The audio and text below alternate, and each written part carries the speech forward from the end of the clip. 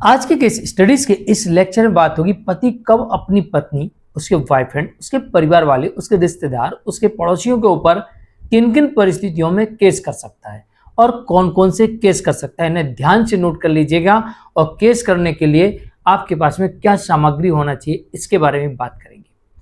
आज के case studies के इस लेक्चर में पति और पत्नी दोनों को ध्यानपूर्वक समझना चाहिए। अगर पत्नी चाहती है कि उसके ऊपर कोई केस ना आवे, उसके परिवार के ऊपर भी कोई केस ना आवे, उसके सहयोगियों पड़ोसियों के ऊपर कोई केस ना आवे, रिश्तेदारों के ऊपर कोई केस ना आवे, बॉयफ्रेंड के ऊपर कोई केस ना आवे, तो उसे क्या क्या नहीं करना है। और पति चाहता है कि इन सब के ऊपर वो केस करे, तो उसे भी ये जानकारी बड़े ही ध्यानपूर्वक समझनी है, क्योंकि आज के स्टडीज के इस लेक्चर में किन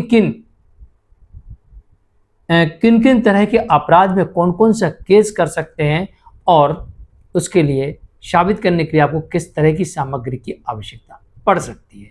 जय जिनेंद्र हूं केस जैन।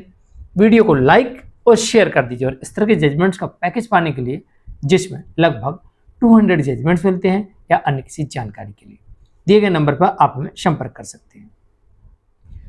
दरअसल भारत के कानून में महिलाओं की सुरक्षा के लिए कानूनी प्रावधान दिए गए हैं और कई बार ऐसा देखा गया पत्नी इन्हीं कानूनी प्रावधानों का पति और उसके परिवार वालों के विरुद्ध दुरुपयोग करती है, उन्हें झूठे केस में फंसा देती है और इसके पीछे सहयोग करने वाले या सीधे अटैक करने वाले उसके परिवार के लोग भी होते हैं, उसके रिश्तेदार भी होते हैं, उसके पड़ोसी भी होते हैं, उसके दोस्त भी होते हैं, उसके बॉयफ्रेंड भी होता है।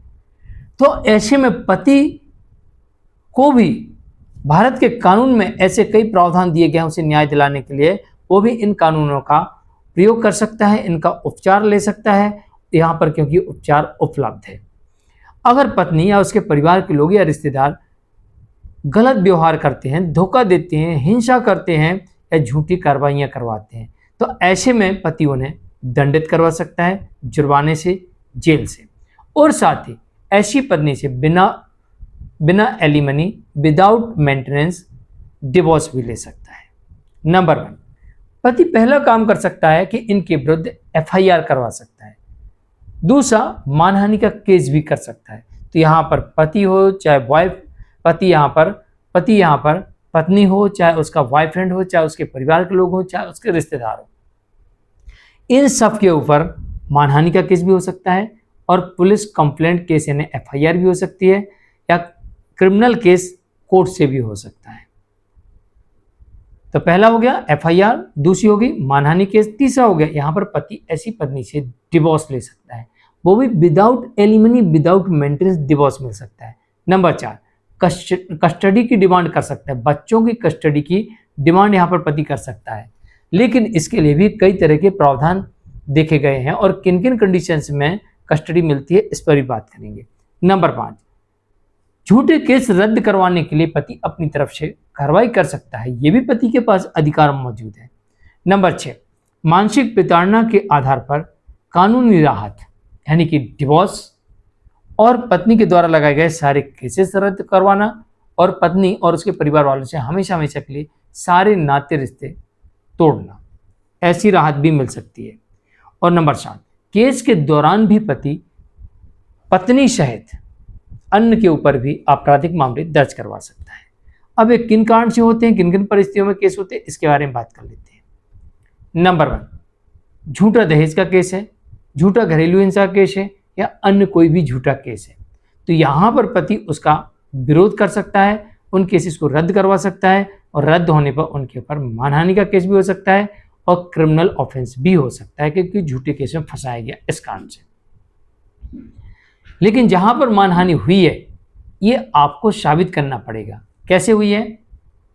मानसिक क्षति पहुंची यानी कि आप डिप्रेशन के शिकार हुए, आर्थिक क्षति पहुंची यानी कि पैसा आपका बर्बाद हुआ। इसलिए मैं अक्सर कहता हूं कि पैसे का लेन देन बैंक अकाउंट से करना, ताकि कोर्ट में हम साबित कर सकें कि देखिए मेरा कितना पैसे का नुकसान हुआ है। और अगर मानसिक क्षति पहुंची यानी कि आप डिप्रेशन के शिकार हुए तो आपको किसी भी गवर्नमेंट हॉस्पिटल में ट्रीटमेंट कराना है और ये ट्रीटमेंट आपका महीनों क्या सालों तक चलता है, तो आप डिप्रेशन के शिकार माने जा सकते हैं। क्योंकि 1-2 महीने का ट्रीटमेंट चला तो कोर्ट संभवतः ऐसे ना माने। किसी को भी छोटा मोटा डिप्रेशन का शिकार कोई भी हो जाता है तो कोर्ट थोड़ी बड़ी दवाई लेने के बाद ठीक हो जाता है, लेकिन लंबा चलता है तो ये बहुत ज़्यादा उसको प्रेशर दिया गया, इस कारण से ऐसा हुआ। तो डिप्रेशन का शिकार होने पर, आर्थिक नुकसान होने पर मानहानि की जा सकती है। शारीरिक नुकसान होने पर, शारीरिक क्षति पहुंचने पर, सामाजिक छवि खराब होने पर आप मानहानि कर सकते हैं, लेकिन ये कोर्ट में आपको साबित करना पड़ेगा। नंबर 2, अगर पत्नी जानबूझकर झूठे आरोप लगाकर पति और उसके परिवार वालों को झूठे केसेस में फंसाती है और कोर्ट इन्हें बाइज्जत बरी कर देती है, तो इनके विरुद्ध आपराधिक मामला दर्ज कराया जा सकता है। मानसिक प्रताड़ना, लगातार अपमान करना, धमकी देना, ब्लैकमेल करना, बदनाम करना, झूठे केस में फंसाना, आत्महत्या करने की धमकी देना, आत्महत्या करने का प्रयास करना, झूठी धमकी देना, ब्लैकमेल करना, अगर ऐसा करते हैं तब भी आप यहाँ पर इनके विरुद्ध केस दर्ज करवा सकते हैं। चाहे कोई भी हो, चाहे पत्नी हो, चाहे उसका बॉयफ्रेंड हो, चाहे उसके परिवार के लोग हो, चाहे उसके रिश्तेदार हो, चाहे उसके पड़ोसी हो, कोई भी अगर ऐसा करता है तो आप उनके विरुद्ध केस दर्ज करवा सकते हैं। एफआईआर हो सकती है, कोर्ट से केस दर्ज हो सकता है। शारीरिक क्रूरता, मारपीट करना, हमला करना, हत्या के प्रयास करना, षड्यंत्र रचना, ये भी एक गंभीर अपराध है और इसमें केस दर्ज हो सकता है। नंबर 5, धोखाधड़ी से शादी कर दी, किस लिए? उम्र छुपाकर धोखाधड़ी, एजुकेशन छुपाकर धोखाधड़ी, बीमारी छुपाकर धोखाधड़ी, शादी नहीं करना, पैसे वाला लड़का है, माल ऐंठना है, धोखाधड़ी, शादीशुदा पहले से, धोखाधड़ी।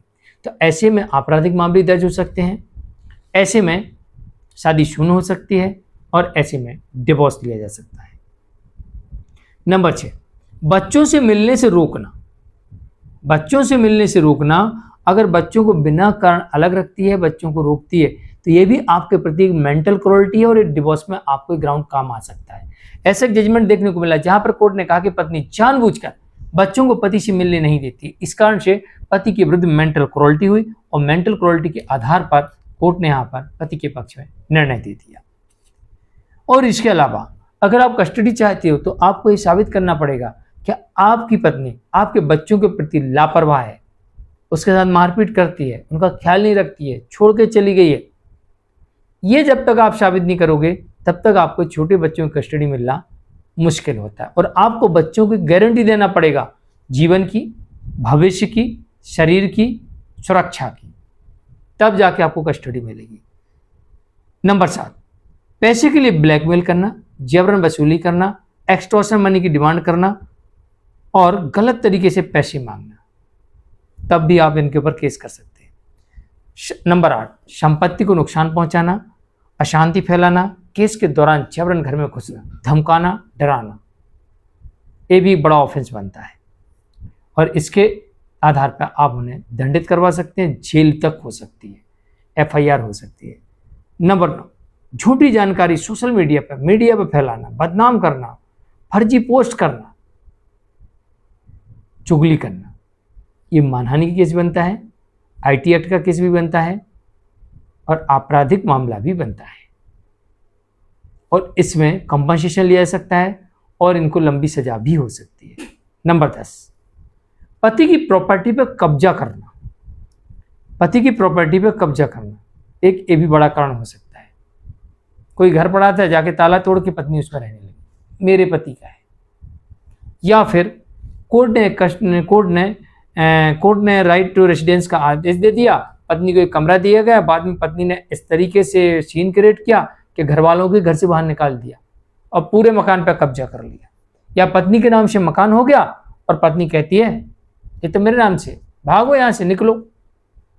तो पति के साथ सीधी सीधी धोखाधड़ी हुई क्योंकि पैसा पति का लगा, पत्नी के नाम से रजिस्ट्री होते ही पति को बाहर निकाल दिया, घर वालों को बाहर निकाल दिया। तो एक तो धोखाधड़ी हुई, दूसरे प्रॉपर्टी वापस आएगी। एक धोखाधड़ी का केस होगा, एक प्रॉपर्टी को वापस लेने का केस होगा। तो इस तरह से पति अपनी पत्नी, उसके बॉयफ्रेंड और उसके परिवार वाले, रिश्तेदार, दोस्त जो भी इसमें शामिल हो, उनके विरुद्ध केस कर सकते हैं। डिवोर्स के केस में भी पत्नी के बॉयफ्रेंड को पार्टी बनाया जा सकता है, मानहानि का केस भी उसके ऊपर किया जा सकता है और अन्य आपराधिक मामले भी दर्ज कराए जा सकते हैं। जैसी परिस्थितियां केस में, जैसे सबूत केस में, इन सबको साबित करने के लिए आपके पास में गवाह होना चाहिए, सबूत होना चाहिए, ठोस एविडेंस होना चाहिए, तभी आप एक केस कर सकते हैं और आपके पक्ष में निर्णय आ सकता है। मैं मुकेश जैन, आज के लिए इतना ही। नमस्कार।